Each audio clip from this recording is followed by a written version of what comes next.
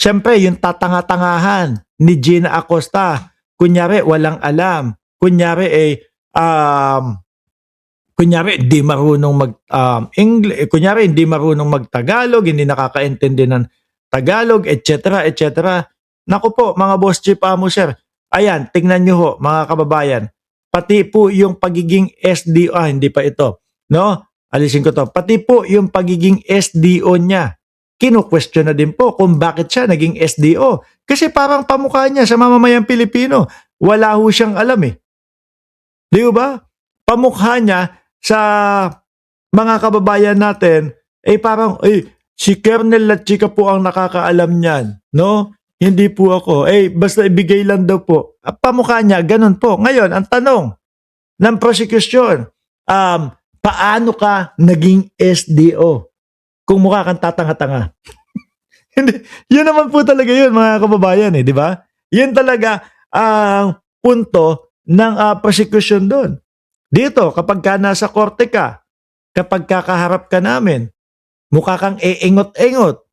Kesyo, ilang beses naming uulit-ulitin yung mga katanungan para maintindihan mo. Diba? Tsaka halata po sila.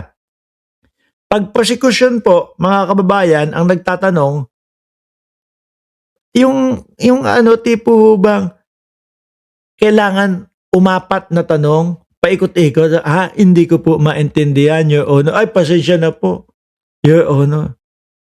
Nakikita ko itong babae na to, si Gina Acosta, walang ya ito. Mga bossing, no? Sa nakikita ko, walang ya. Di po bang nagbabait-baitan kasi sukol na ho sila, mga kababayan. Kaya ho ako, sabi ko sa sarili ko, pagka napatunayan na itong mga ito, ay naglustay talaga ng pera o kaban ng bayan at binulsa yung kaban ng bayan. Gusto ko isa si Gina Acosta sa makulong. Gusto ko isa si Gina Acosta doon sa humimas ng rehas po. Sabi dito, mga bossing, prosecution question Acosta's SDO qualification. Ikaw ba naman? Siyempre, makikita mo yung mga sagot ni Acosta. Halos lahat hindi niya alam. Si Colonel Lachica po ang may mga alam niyan. Si Colonel Lachica po ang ganito, ganyan nagpapatakbo niyan. Di po ba? Napapatanong ka, paano ka naging SDO? Kung wala kang alam lahat. Or talagang ang mga pinipili lang nila, yung mga aanga-anga, no? Kung papaniwalaan natin yung kilos at galaw nitong mga ito, baka talagang ang pinipili ng Vice Presidente, yung mga aanga-anga, ang itsura doon sa kanilang doon sa kanilang team upang madaling mapasunod po, mga kababayan. Upang madaling makita ho, mga boss chief amo sir. Upang madaling mauto ho, mga boss chief amo sir.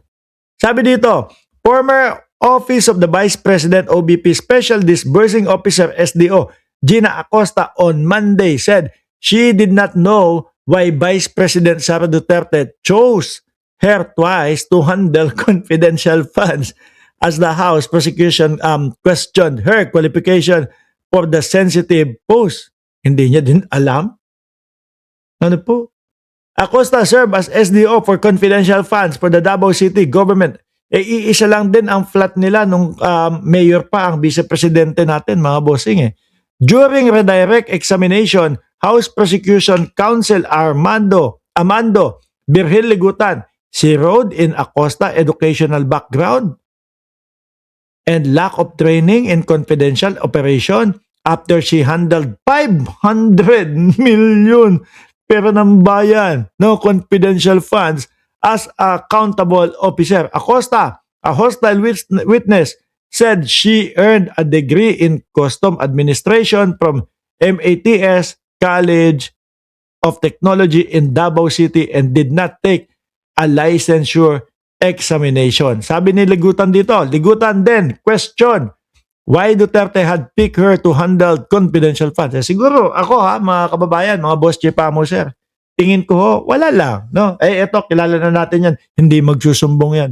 Mauuto natin yan. Mapapasunod lang natin yan. Baka ganun.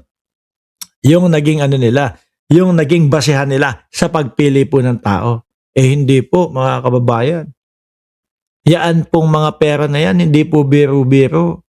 Galing po iyan, mga boss chief amo sir, sa mga kababayan natin, magsasaka, jeepney driver, tricycle driver, bumbero, pulis, guro, lahat na po, miski musmus na bata. Pag bumili ho yan ng candy, bumili yan ng chichirya, crackers, mga boss chief amo sir, may nakapatong na tax doon sa binibili nila. At yung mga tax na yon, yun po yung mga napupunta sa confidential funds, sa mga iba't ibang mga budget at pondo po, mga boss chief amo sir. No? Kaya hindi pwede yung, eto, basta ganyan, okay na yan. Basta kakilala naman yan na yung tanggapin mo. Hindi po pwede yung ganun. Ang kailangan po dyan na pipiliin at mismong kukuhanin mo yung papangalagaan at siguradong yung pera o kaban ng bayan ay mapupunta sa tama. Mga bossing, lugmok na po ang ating bayan. Ano po? Lugmok na ang ating bayan. Huwag na tayong padala doon sa pang-uuto. 'Di ba? Wala nang pera ang ating bayan. Said na. Yung mga boto ninyo, yun ang magsasalba sa ating bayan. Bumoto ng maayos, huwag yung panatiko. Alamin kung sino talaga ang kumikilos at sino ang mga nagpapahuli nung mga totoong magnanakaw sa gobyerno at pera nating mamamayang Pilipino. Tuloy ko ito. Sabi, seeing Acosta's hesitation to answer, no? Presiding Officer Senator Chis Escudero, kung wala kayong training sa confidential activities, bakit po kayo ang napili bilang SDO para panghawakan ang confidential funds? Hindi lamang ng OVP, pati sa mga Davao po. O biruin mo yun, siya lahat ang nakakaalam. Tapos pagdating po sa mga question and answer, pagdating doon sa hearing, walang kaalam-alam itong tukmol na ito. Sagot niya, hindi ko po alam, Your Honor. With matching, parang tatanga-tanga na pagsagot. Hindi ko po alam, Your Honor, kung bakit po ako kinuha ng Vice President as SDO. Sabi pa dito, sa OBP at sa City Davao. No? Siguro, alam mo na, yung paikot-ikot. Kaya mong pagtakpan kung ano yung mga katarantaduhan. Kaya ikaw pa din ang pinipili. Ano po? Or, talagang mauuto natin niya si Gina Acosta, kaya yan ang kunin natin. Baka ganun ang dahilan. Tuloy ko, hindi po ba naging SDO because you followed order blindly? No? Didn't you become an SDO because you followed orders blindly? Yan din di ba? Kumbaga, oo lang siya ng oo kay Kernel Latchika. Baka kaya ganun talaga. Yung sinasabi ko na kaya mananatili ano pangalan nito? Si Acosta doon kasi madali silang mauto o oo lang siya ng oo. Sunod lang siya ng sunod. Sabi dito, hindi ko alam, Your Honor, hindi mo masabi na dahil sinusunod mo lahat ng inuutos sa iyo. Hindi ko alam, Your Honor. Ngayon mga kababayan, kapag kaganyan ng ganyan, no? Kapag kaganyan ng ganyan, ang sagot nitong tao na ito, ano isipin mo? Aanga-anga, bakit ikaw ang naging SDO kung lahat ito hindi mo alam? Di ba? Parang sa mga pagpili ng tao, pagkuha ng mga ganyan, pagtatalaga ng mga tao, parang bara-bara lang po mga kababayan Bara-bara pero yung mga pinaghirapan nating mga Pilipino, mga bossing,